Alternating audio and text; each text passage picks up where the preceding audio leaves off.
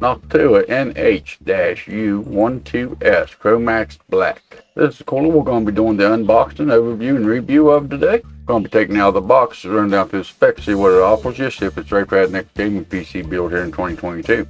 There will be timestamps in the description below. If there's a certain part of the video you'd like to jump to, you're more than welcome to do so. Some other links down there that may interest you. Don't forget all that fun YouTube stuff on your way down that description box. So without wasting a lot of your time, let's flip you over here, take it out of the box, run down through the spec, and see what my first impressions of it is. Like I said in the intro, we're going to be taking this out of the box, and we're going to be going down through the specs, see if it may be right for your next gaming computer build here in 2022. We have the Noctua NH-U12S chromax.Black. Believe it or not, as long as I've been doing computers, I've never used a Noctua cooler before. Here on top, we have your accessory box, which should have all your mounting hardware, thermal paste, all your brackets, bolts, screws, everything like that you need. Probably some cabling that you may need. Noctua is pretty good about adding that, it seems to be. We'll get to that here in a few seconds. We got a piece of cardboard there. Okay, then we have the cooler itself with the attached fan to it. Looks like it's all going to pull up out of the box in one fair go here, maybe, if I can. And the box is empty. I think you can see that. Put that to the side. Pull the flap down here. Guess we'll have to pull this flap up, maybe. Alright, seems like it's going to take the whole thing for it. Okay. Pull up on that and it just kind of unassembles the whole box for you. The heat sink with the fan attached. Don't look like there's anything else in there. Everything else we need should be in the accessory box. And like most of these CPU coolers we're going to look at here on the channel, we usually start with the fan. So we'll go ahead and pop the fan off here. It's just got two little metal clips on it. Pops off the side just like most tower style coolers do. Thank you. There's no RGB, there's no lighting to it, which I'm fine with that. Go ahead and pull the clips off over here. By looking at it, you know, it seems to be very sturdily made. The fin type on it looks like it'd be good for airflow, or it'd be good for the putting against the radiator or something. You know, either way, good for pressure or airflow. Kind of fan we have is a NF F12 PMW. It does have a nice sleeved cable for you, which is a PMW header, typical 4-pin fan header. Like I said, you know, it is a Noctua, so it is a premium cooler, so it is premium made fan. Let's see what kind of specs we can find on the fan. Like I said, it is the model number is the NF F12 PMW chromax.Black, which is kind of nice because, you know, Noctua is known for the brown and beige colors. You know, the black I like the black color a lot better. The type of bearing that's in this fan is a SSO2.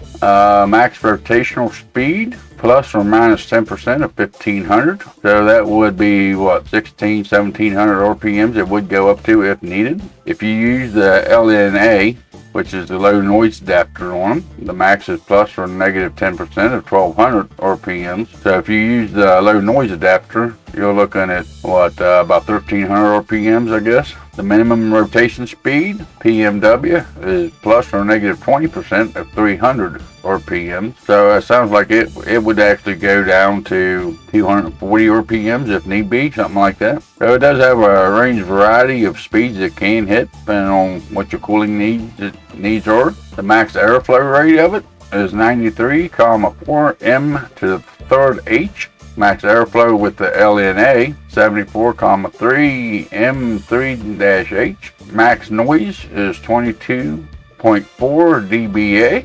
And with the low noise adapter, it's 18.6 dBA. It is a 12 volt. Speaking of the fan, it does have the 120 millimeter fan to it. And it is a 25 millimeter thick fan. That's a little bit of the specs that I can find on the fan of it. Like I said, it is a premium fan. Being Noctua and the name brand that they have and what they've done with their coolers that I've heard about anyways. You know, I wouldn't expect much less from them. They really don't have much of a budget option out there. But, you know, I'd rather pay for something that gives me a little bit better performance than buy something cheap and end up having to replace it sooner. Pretty well do it for the fan. Let's pull the heat sink over here. Take a look at the heat sink.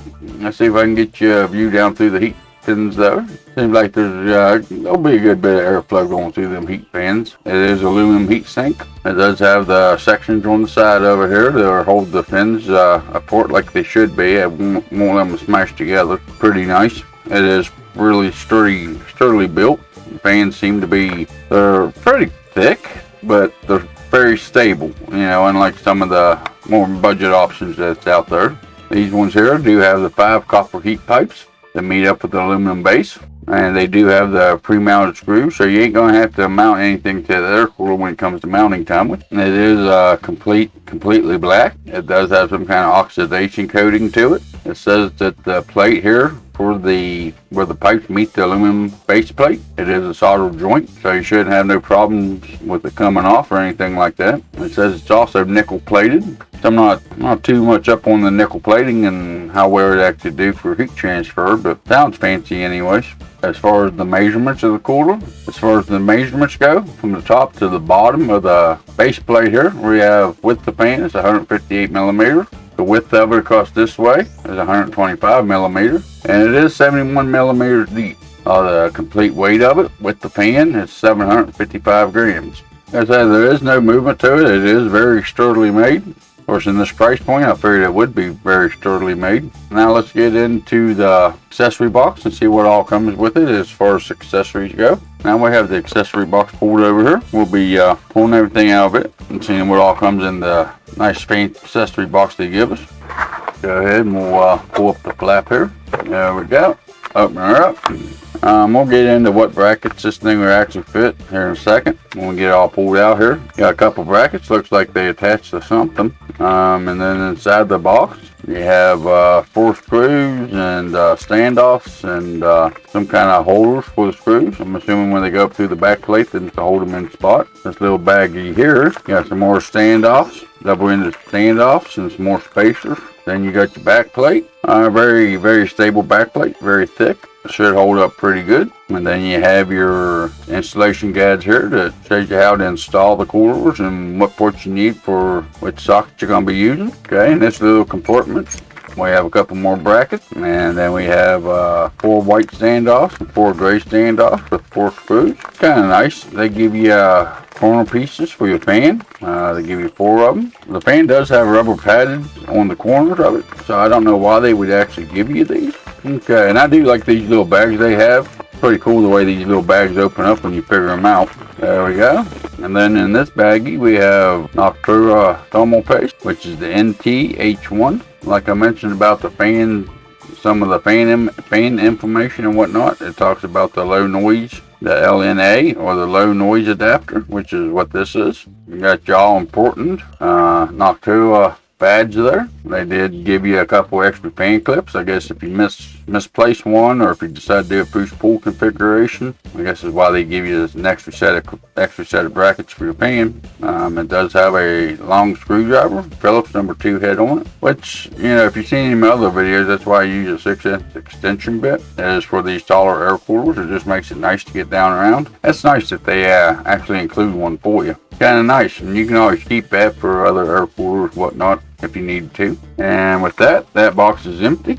Alright guys, so there's everything that comes with it. Kind of ran down through the specs and what it offers you, but there it lays out everything that comes with it, and it looks like it should be everything that you need. Of course, you want to keep all them instructions depending on what socket you're going to put it on. As far as the sockets that this thing is compatible with, you have the Intel, which is the LGA. You have LGA 2066. You have LGA 2011-0. You have LGA 2011-3. You have LGA 1700. You have LGA 1200. You have LGA 1156. You have LGA 1155. You have LGA 1151. You have LGA 1150 for AMD, AM2, AM2 Plus, AM3, AM3 Plus, FM1, FM2, FM2 Plus, FM4. So that's the sockets that it fits, and so that's pretty well what comes with it. Let me get reset up here and I'll come up with my conclusion to the video and tell you what I actually think about the product. I took this cooler out of the box and ran down through the specs on it, what I could find.